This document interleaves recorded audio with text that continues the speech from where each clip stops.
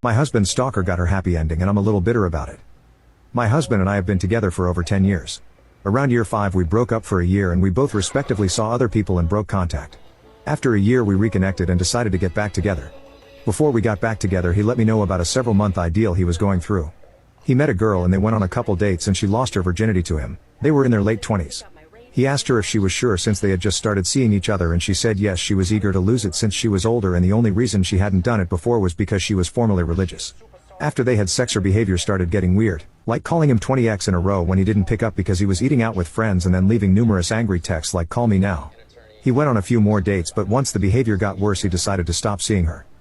After he broke it off with her she started showing up at his door, calling multiple times a day, leaving sticky notes on his car, etc. He eventually called a few times apologizing for not answering but that her behavior was scaring him and he wanted to cut all contact.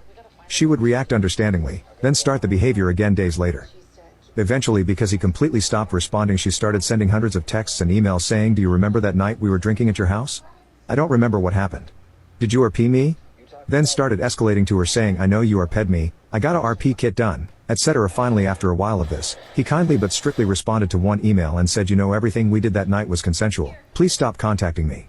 She responded and admitted she just said that to get his attention, that she was so in love with him and knew they should be together, but she understood and would stop.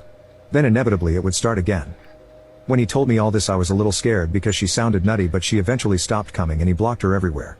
He didn't block her sooner because he wasn't sure if she'd do something crazy like threaten him or herself, but once it became clear she was more bark than bite he blocked her.